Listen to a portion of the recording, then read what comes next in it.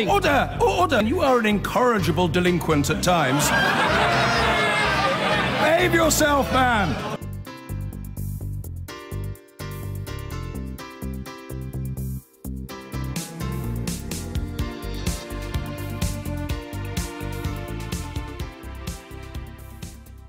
Now, Donald Trump has mocked North Korea's nuclear capabilities, boasting that he has a much bigger and more powerful red button than Kim Jong-un. Follows the North Korean leader's New Year's statement in which he warned America that he has a button on his desk that can launch nuclear missiles. Sky's US correspondent Greg Milan tells us more. Has there ever been a war of words between two world leaders quite like this one, and with quite the potential for a catastrophic outcome? When Kim Jong-un welcomed the new year with this, the entire United States is within range of our nuclear weapons, and a nuclear button is always on my desk. This is the reality, not a threat. There was always a chance Donald Trump would up the ante. He did, after another busy day of tweeting, posting this. North Korean leader Kim Jong-un just stated that the nuclear button is on his desk at all times. Will someone from his depleted and food-starved regime please inform him that I too have a nuclear button, but it is a much bigger and more powerful one than his, and my button works. It comes from a president who has been stepping up the threats and insults. North Korea better get their act together, or they're going to be in trouble like few nations ever have been in trouble in this world. They will be met with fire and fury like the world has never seen. The United States has great strength and patience, but if it is forced to defend itself or its allies, we will have no choice but to totally destroy North Korea. Kim responded by calling Trump a dotard, and he's happy to show off his weapons capabilities in defiance of the US and more UN sanctions. America's kept up the military exercises on his doorstep, much to his annoyance. And the Trump administration has even dismissed the idea of talks between North and South Korea over the Winter Olympics. We won't take any of the talks seriously if they don't do something to ban all nuclear weapons in North Korea. We consider this to be a very reckless regime. We don't think we need a Band-Aid, and we don't think we need to smile and take a picture. We think that we need to have them stop nuclear weapons, and they need to stop it now. The question is whether the rhetoric increases the chances of a conflict which could cost thousands of lives. The US believes another missile test is imminent, despite Trump's calls on China's President Xi to rein in his neighbor. Trump says the sanctions are working in crippling North Korea. He clearly believes a threatening tweet or two has a part to play as well. Greg Milan, Sky News. Let's talk a bit more about this. From Washington, we're joined by Michael H. Fuchs, a former advisor to the Obama administration on North Korea and Asia policy. Michael, good to speak to you. Let's start with that tweet. Leaving aside the fact that we know it's not actually a big red button that you press, why did he send those tweets? Well, look, unfortunately, it didn't take us very long into the new year to be reminded about the gravity of this situation with North Korea and just how dangerous it is. Kim Jong-un, the leader of North Korea, in his annual New Year's address, went on for quite a bit about all manner of North Korean policies, from nuclear to economic and so on, embedded in which, of course, were a number of criticisms of the United States. What was really in that speech, though, was a message for South Korea, the United States, and the world, which was that Kim Jong-un may be ready to actually start talking. He sent a direct message to South Korea about the opening for talks with South Korea about easing tensions and about participating in the 2018 Winter Olympics that will be held next month in South Korea. This is a real potential opportunity to ease tensions. Unfortunately, I think what President Trump read out of the speech was just the criticisms. And as he is unfortunately too often quick to do, was to respond in kind with this kind of childish taunt. And so unfortunately, I think that rather than easing tensions and opening a possible path for diplomacy, President Trump's immediate response, at least, is more likely to raise tensions. Yeah, while that tweet may have not been the best reaction, speaking about those channels of communication potentially being opened between North and South Korea, is it not correct for the President and the United States to view that with a bit of skepticism? Because Kim Jong-un, I suppose, could well be trying to drive a wedge between South Korea and the United States by saying that he's ready to open up a channel. Well, absolutely. I think that everything done by North Korea needs to be viewed with a healthy dose of skepticism.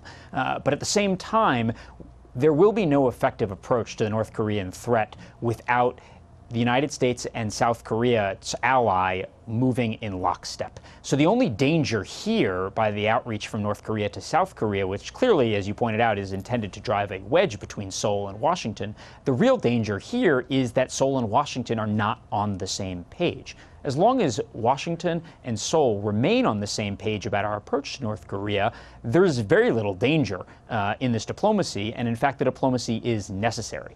Unfortunately, again, I think that President Trump is falling into the trap that Kim Jong-un is setting here for him in trying to divide the two allies from one another. We can't talk about this without talking about China and how they come in. Is the president right to say that these sanctions are crippling North Korea? Because certainly a few weeks ago there were reports that some Chinese ships may have been transferring oil to the North Koreans, admittedly without the knowledge of the Chinese government. Well, yes, look, I think it's pretty safe to say that the latest rounds of sanctions from 2017 are having a very significant impact on North Korea. China, of course, I think is implementing some of those sanctions and, of course, is skirting, I think, some of those sanctions. This is long the game that China has played when it comes to sanctions enforcement on North Korea. But again, I think the important question here is, how does this get us to the place that we want in reducing the threat from North Korea? Sanctions are an important part of a strategy, but they are not the entire strategy. Diplomacy is necessary to go hand in hand with the pressure of sanctions. And so again, sanctions need to continue. They need to be pushing forward. We need to be getting China to do more.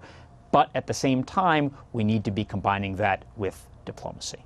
Speaking of that diplomacy, do you give any credence to the possible explanation for the president's behavior being him embracing the madman theory that Richard Nixon advanced? Well, look, I think that for the madman theory to work, everyone needs to be in on the strategy, if you will. I think, unfortunately, here, what President Trump has shown repeatedly over the last year is that his administration is not on the same page. We've seen this just in the last few weeks with the tweets from President Trump, with the comments by his UN ambassador, Nikki Haley, yesterday, saying that the preconditions to talk are basically the North Korea giving up its nuclear weapons. And then Secretary of State Rex Tillerson making comments just a few weeks ago in December that the United States is open to talks with North Korea without preconditions. And so again, we're not getting the same message from two members of the Trump administration. And so frankly, it's impossible to implement any strategy successfully when no two members of the same team are talking off the same sheet of music. Okay, Michael Fuchs, thank you for your time. President Trump has boasted on Twitter that his nuclear button is much bigger and more powerful than North Korea's. It was in response to a warning from North Korea's leader, Kim Jong-un, that America was in range of a nuclear strike. Meanwhile, North and South Korea have conducted their first direct communication in nearly 2 years using a dormant hotline run by the Red Cross. Our correspondent Rupert Wingfield-Hayes reports from the South Korean capital, Seoul. On Monday, Kim Jong-un welcomed in the new year with a more conventional display of fireworks than the sort he's been firing off throughout 2017. But anyone who was hoping his New Year message would carry an offer of peace and goodwill was quickly disappointed. The entire United States is within range of our nuclear weapons, he said, and a nuclear button is always on my desk. This is reality, not a threat. That was all the excuse President Donald Trump needed. And as we have now come to expect, his response came in a Twitter tirade. North Korean leader Kim Jong-un just stated that the nuclear button is on his desk at all times, the president tweeted. Will someone from his depleted and food-starved regime please inform him that I too have a nuclear button, but it is a much bigger and more powerful one than his, and my button works. So 2018 has begun pretty much as 2017 ended, with the President of the United States and the dictator of North Korea hurling threats at each other, while the rest of the world looks on, mostly in dismay. But here in Seoul, 2018 has begun at least with a glimmer of hope, because as of this afternoon, North and South Korea are talking to each other, again by telephone. Out of the blue, Pyongyang suddenly reconnected the hotline between the two Koreas that Kim Jong-un had personally ordered cut off 2 years ago.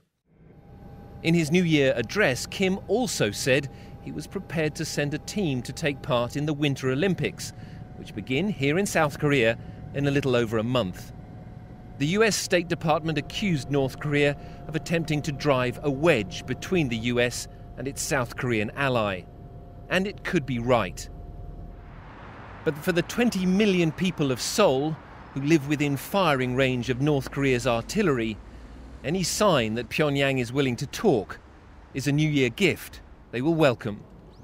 Rupert Wingfield-Hayes, BBC News, in Seoul. Donald Trump's latest tweet has yet again set out to ridicule North Korea's leader Kim Jong-un.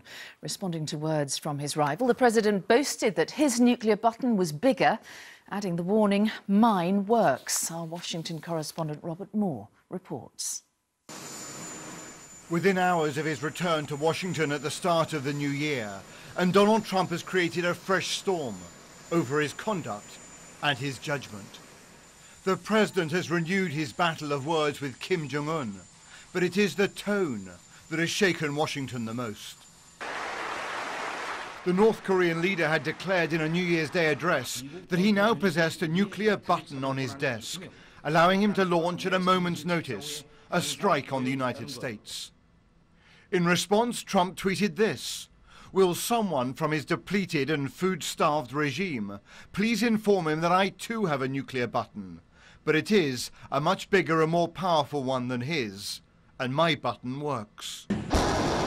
Those who worry about containing the North Korean nuclear threat warn that Trump's tweet is childish and counterproductive.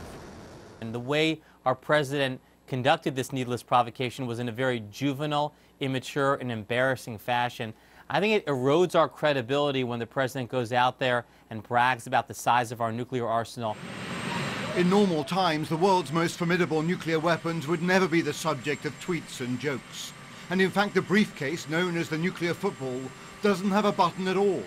It is instead a series of launch codes. The one more encouraging diplomatic sign is that Pyongyang and Seoul may be ready to open a dialogue again, activating this border hotline. And the North is suggesting it could participate in the Winter Olympic Games in South Korea next month. This bizarre nuclear tweet does not stand alone. The president is also lashing out at Pakistan and the Palestinians. His supporters say he is merely speaking his mind. His critics say he is severely damaging American leadership. Robert Moore, ITV News, Washington. The rocky relationship between President Donald Trump and his former chief strategist Steve Bannon has soured considerably within the past hour, with an extraordinary statement direct from the White House criticizing Bannon as having lost his mind. Porrick O'Brien joins us live now from Washington, D.C. Porrick, what has the president said?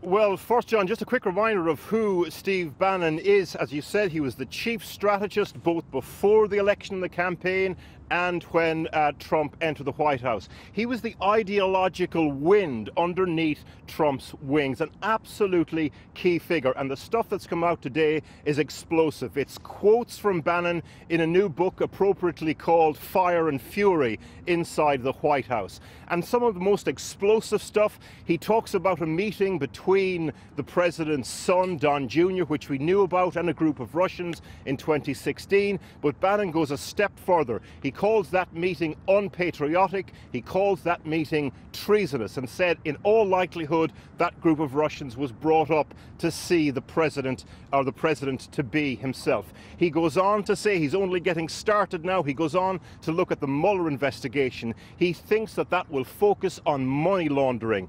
And the quote that everyone is picking up on here, and Bannon is very good when it comes to giving quotes. He says, I quote, "The Mueller investigation will crack Don Jr. like an egg on national TV." Now, in the last hour, Trump has come back with his own statement. It's worth reading out quite a big chunk of it. It sounds like he's written it himself. He says, Steve Bannon, I quote, "has nothing to do with me or my presidency. When he was fired, he not only lost his job, he lost his mind." At the end of the statement, he says Steve Bannon is basically, when it comes to the United States of America, he's out to burn it all down. Now, these are the controversies from outsiders aiming fire in at the White House. Over the last 48 hours, we've been looking at controversies generated within the White House itself. So we watch this storm making its way up the coast. The agitator-in-chief left Miami, Florida on the 1st of January 2018. Blizzard warnings, 41 million people at risk for some sort of winter weather. Landed in sub-zero Washington, D.C. and let fly with a blizzard of tweets. He called for a Clinton aide to be jailed, lambasted his own Justice Department as an arm of, quote, the deep state, took credit for the fact that there were no plane crashes in 2017, and then compared the size of his button to Kim Jong-un's. His tweet concluded, I too have a nuclear button, but it is a much bigger and more powerful one than his, and my button works. Someone said if you read it in the voice of Kenneth Williams, it was like a script line from Carry On World War III. But it's not. It's the new diplomatic world order. A former chief of staff at the CIA with a much more sobering take on the bombast. There's deterrence, and then there's needless provocation. And the way our president conducted this needless provocation was in a very juvenile, immature, and embarrassing fashion. I think it erodes our credibility when the president goes out there and brags about the size of our nuclear arsenal. Harking back to days when leaders spoke to each other by phone, today North Korea reopened a border hotline with South Korea, signaling a possible thaw in relations. The line of communication will run through this border village. It will initially facilitate talks about the possibility of a North Korean delegation attending the Winter Olympics in South Korea next month. Donald Trump uses social media to control the news cycle, and to whatever extent much thought goes into them at all, his tweets are more tactical than substantive. They're a mix of trial balloon, of diversion, and of appealing to his support base. But with approval ratings now below 40%, there is some indication that outside of that frozen centre support base, things around the periphery of the base are getting slushy. So while the hardliners see the tweets as an extension of the Make America Great narrative, for others concern that Twitter spat could quite literally turn nuclear. So perhaps a more interesting question to ask is, what is Donald Trump not tweeting about? What is the direction of travel, of the glacial pace, of the good old-fashioned legislative process going in 2018? The stuff that most Americans care most about. The economy, for example, is doing well. Trump's other priorities, welfare reform and infrastructure. The biggest duck, though, that Trump personally wants in the row, immigration. Other challenges for the president. Where will the Mueller investigation go to next? And remember, 2018 is midterm election year, when traditionally the legislative program slows right down, sometimes to standstill. Parag O'Brien reporting from Washington. Well, before the president's fallout with Steve Bannon got to quite the pitch it's now reached, I spoke to the foreign affairs analyst Ian Bremmer. He forecasts that 2018 could be the most dangerous year in the last 2 decades. I asked him if President Trump is part of that danger. He's part of it. I mean, there's no question. When you have a geopolitical order that's coming apart, and Trump helps to push that rock already rolling down a hill even faster, you have to worry much more about the crises, about the room that rogue states and non-state actors have to operate. You know, I remember the 2008 financial crisis. That felt really bad economically, but at least after it, everyone recognized, the Americans, the Europeans, the Chinese, that we needed to respond or it was going to get worse. We now have the geopolitical equivalent of that crisis, but the American response, the Trump response, is not our problem. America first, baby. And I think that makes this a much more vulnerable and volatile time. Is Donald Trump as dangerous in reality as his tweets suggest he might be? Not at all. I think that when you talk to foreign leaders around the world, when Trump first became president, they were very uncertain. They had no experience with him, so they took his tweets more seriously. I mean, his tweets are largely politicized for his base, their entertainment.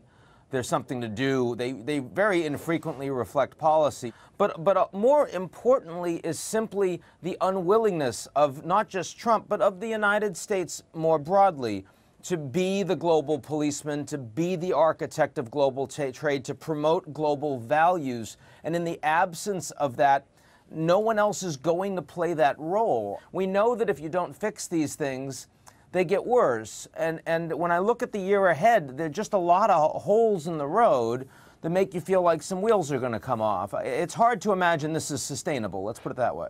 But in the end, how is it brought to an end? I mean, can you wait for the electoral process simply to move on to another president? I am not someone who believes that if Trump were suddenly impeached or, you know, we wait 4 or 8 years and then a new president comes in, that life is suddenly back to where we were status quo ante. The point is, though, that 4 years of this geopolitical environment is an incredibly long time, given the kinds of dangers percolating from a North Korean nuclear capability, from the lack of order and the instability between the Iranians, the Saudis, the Israelis, you name it, across the Middle East, from the growing cyber threats, the growing terrorist threats that don't have coordinated responses to them. And so, again, I just think that the comparative stability geopolitically that we've been living in really for generations now has come to an end. And it's hard to imagine that you're just going to get lucky and avoid all of the shoes that could drop. Is there a strategy in Trump's tweets? Sure. And I think that, you know, it would be wrong to not give Trump any credit for any of these things. The fact is that Trump's bluster and unpredictability on North Korea is one of the things that got them to the negotiating table. It also helped to move the Chinese towards tougher sanctions. But the longer-term damage that is done to have American allies around the world question the commitment of the United States to its alliances and to its values, its enduring values, which is why these alliances worked from day one. I think that ultimately is the bigger problem for the global order as we see it. Ian Bremmer, thank you very much indeed for talking to us. More on that breaking story about the very public fallout between Donald Trump and his former strategist, Steve Bannon. Following reports that Steve Bannon had described a meeting between the president's son and a group of Russians as treasonous. Mr. Trump has issued a statement saying that when Steve Bannon was fired from the White House, he not only lost his job, he lost his mind. Porrick O'Brien joins us now from Washington again. Porrick, this is an absolute road crash of the highest order. It is, John. It's the political equivalent of tossing a grenade into the White House, to be honest. You cannot underestimate the importance of Steve Bannon in the Trump campaign and in his election and in the initial stages of his presidency. And just to quickly recap, quotes from Bannon in a new book soon to be published called Fire and Fury Inside the White House, where Bannon makes these explosive claims, and bits and pieces are just coming out. There will be more to come over the next next 12 hours. But the headlines so far are that Bannon says that a meeting of Don Jr., Donald Trump's son, with a group of Russians back in 2016, he says it was treasonous. He goes on to talk about the Mueller investigation. He believes the focus of that will be on money laundering. He says, a great man for giving quotes, he says that Don Jr. will be cracked like an egg on TV. Now, this will really hurt Trump for one big reason. Bannon is the point man, or was the point man, between Trump and his support base. So this will affect how the support base perceive Trump. That could ultimately end up being the big damage here. Warwick O'Brien, live in Washington. To that Trump-Bannon spat, joining us now from Washington, Evan McMullin, former CIA officer who ran as an independent Conservative candidate in the 2016 presidential election and served as an advisor to the House Committee on Foreign Affairs. Evan McMullin, where does this spat end? Could it bring the president down? I don't think necessarily that it brings the president down. I think it reflects more the incredible pressures that are on this presidency and his team. Keep in mind that the president has historically low approval ratings since we started measuring the popularity of American presidents. They've just lost some very important elections, namely in the state of Alabama, that's traditionally always really a Republican state. We saw recently a Democrat being elected there to the Senate. And so there's enormous pressures on this campaign, or on this presidency, saying nothing of course, the special counsel investigation into ties between the Trump administration and the Trump campaign and Russia, the Kremlin, and potential collusion between the two during the election. So there's just enormous political and legal pressures on this presidency. As a result of that, in part, Bannon was removed from his position as the chief strategist in the White House. It seems that he has lashed out in response to that, but he's done so in a way accusing the president's son and others close around him of participating in treasonous activities. He's done so in a way that really, I think, creates a permanent split between the two. And that, I think, will end up weakening the president and also weakening the broader Trumpist movement. Let me ask you a quick one. Mr. Mueller, the special investigator who is investigating the president on behalf of the Justice Ministry, what does this strengthen his hand, or might he get sacked? I think that, if Mueller has wanted to interview Steve Bannon, I'm sure, I would imagine he's been able to do that. I don't know. We don't know that. You would imagine that if Mueller's willing to say all these things to the press, that he may know something, or he may be willing at least to speak to Mueller fairly freely. We don't know that being the case. That's the case, but we could imagine. And certainly, I think Bannon knows a lot, having served in the role he did as a campaign strategist. He would have a lot to say if he were willing to say it candidly, and Mueller, of course, would be very interested in that. Mr. McMullin, thank you very, very much for joining us. We're right out of time. Even for a man as combative as Donald Trump, today's statement left little to the imagination. He denounced his former White House strategist, Steve Bannon, as a man who had lost his mind, who had nothing to do with Trump or indeed his presidency. The president may be playing with fire. Steve Bannon, thought by many to be the man who delivered him the presidency, knows things about him very few others do, and he has a powerful base on the right in which to relay them. The statement came from the president after the release of extracts from a new book, Fire and Fury, by Michael Wolff. In it, Bannon describes a meeting between Donald Trump Jr. and a Russian lawyer during the 2016 campaign as treasonous and unpatriotic.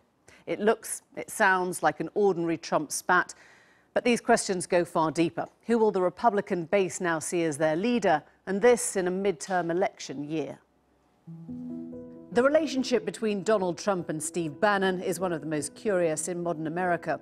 If Donald Trump made winning the presidency look easy, Steve Bannon, some will tell you, was the strategic brain behind the campaign. He was also the ideological rump of Trump's Make America Great Again strategy, introducing him to those on the right who had become a proud and vocal base amongst his supporters. On what President Donald Trump promised the American people. Like many of Trump's advisors, he didn't last the course of the transition to power. If Bannon was the one person who, rumour had it, was allowed in the Oval Office without a tie, he was nevertheless unceremoniously fired from his job in the White House last autumn. But anyone who thought Bannon would go quietly couldn't have been further from the truth.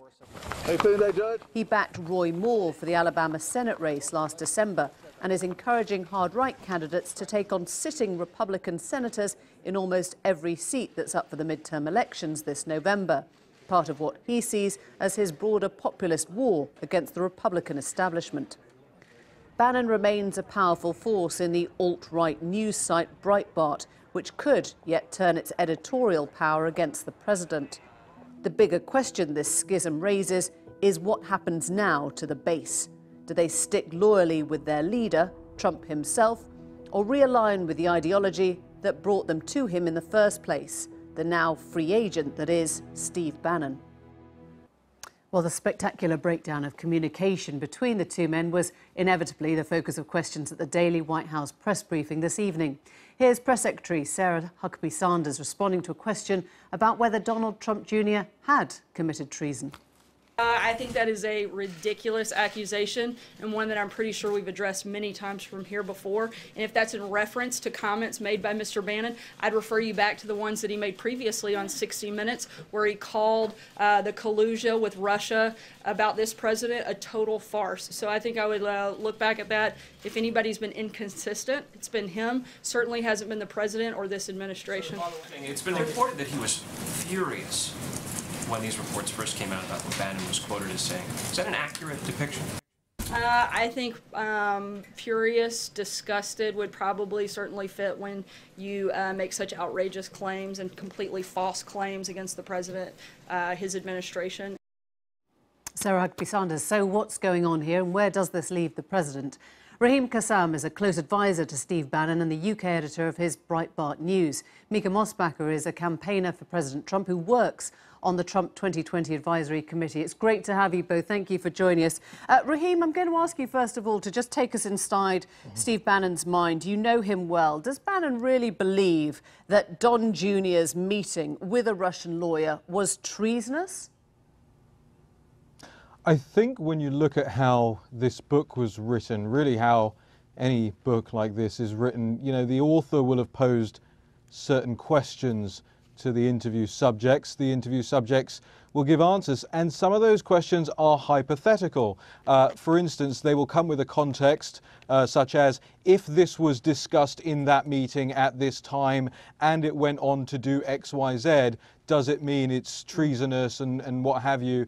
And people will give honest answers to those things. I think that's what happened here. I'm not sure you're getting the full context of the conversation, but I will say this as well.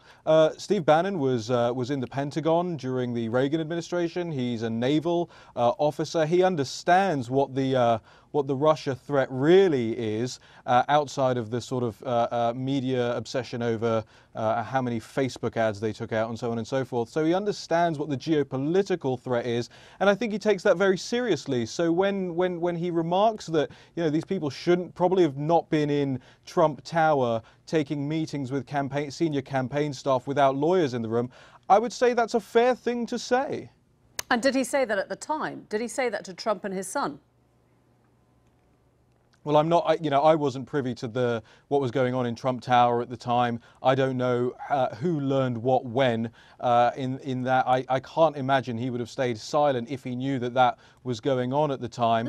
But again, you know, yes, go ahead. Let me just ask you a couple of other things that Michael Wolff writes, which you might be able to shed some light on, though I understand you went with him throughout the whole campaign. He said that Trump's ultimate goal had never been to win. Was that your understanding? He called him befuddled Trump, disbelieving Trump, and then horrified Trump, quoting Bannon each time. Yeah, I think there was a point in which the campaign advisors had sort of conditioned the candidate Trump to think and believe that he wasn't going to win, that he didn't have a path to victory. One of the stories that's pretty well known over here is on the weekend, the Billy Bush tape weekend, tongue twister. You had the entire team sat around in Trump Tower, and the president candidate back then went around the room saying, you know, what are my chances? And everybody was saying, well, 0, 0, 0, 0. This was the and he asked Bannon Hollywood what he tape, thought his chances were. That's correct. And Bannon said at the time, 100% metaphysical certitude that you're going to win. And at the time, the president didn't believe him. What? Candidate Trump did not believe Steve at that time. So I think the president had been conditioned, especially because people were jumping off the boat. Don't forget, the RNC was condemning him. Paul Ryan was condemning him. Chris Christie was condemning him. You know, everybody was leaping off the ship at that point, and there was only one person that stuck by him, and that was Steve Bannon. Let me just ask you one more on that line. This has come out in the book that Trump never wanted to finance his own campaign, far from it, that it was Steve Bannon who encouraged him to do so, and that Trump merely loaned money to it, some $10 million, which he then got straight back. Is that right?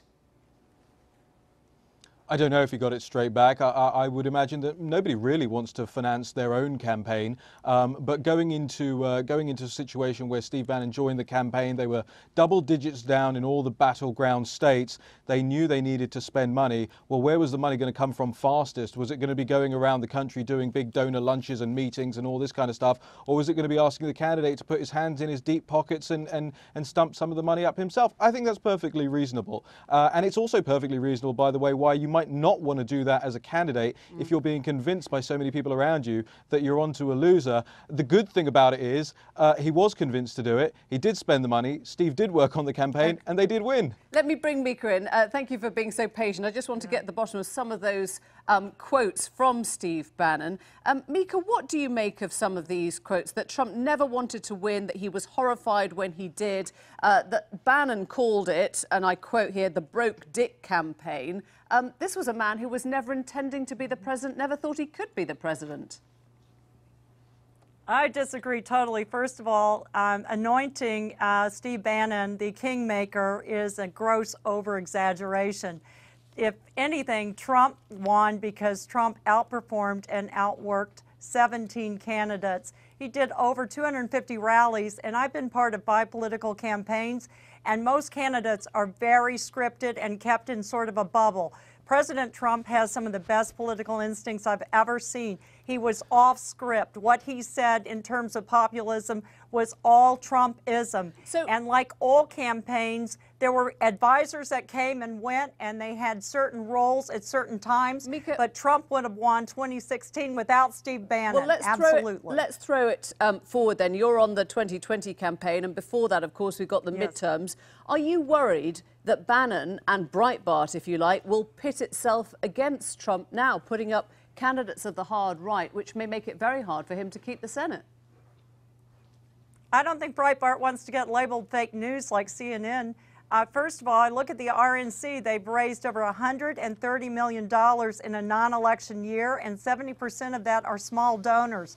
That tells me the base is sticking with him. Look at the rally in Pensacola on the eve of the Alabama elections. He had over thousands of people there, and several people waited outside in the rain. Raheem?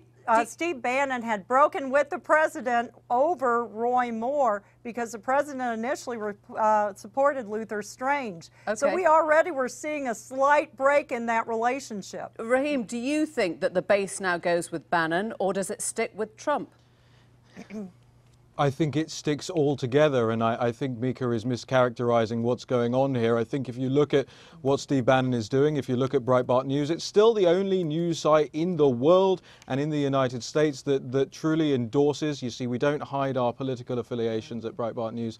It's the only site that endorses the MAGA agenda. And Mika, I don't think it needs to be an either-or situation. I think you're right. When Donald Trump is himself on the stump, he has the best political instincts of anybody in the past couple of decades, at least in order to build that base and get those people out voting and get them to the rallies and all that kind of stuff. So I don't think you need to worry about that. And throwing threats around about calling Breitbart fake news if we don't toe the line it's kind of silly. We're not on different sides here. This is a man who's accused the president's son of treason. I'm saying fair reporting.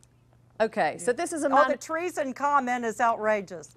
Can they make up? Outrageous comment. I agree with Sarah Huckabee Sanders. That's not a report, but that wasn't a report on Breitbart News. That's a comment made by a private individual to a book. You can't conflate the two. Okay, thank you both very much indeed. Thanks for coming on. Good point.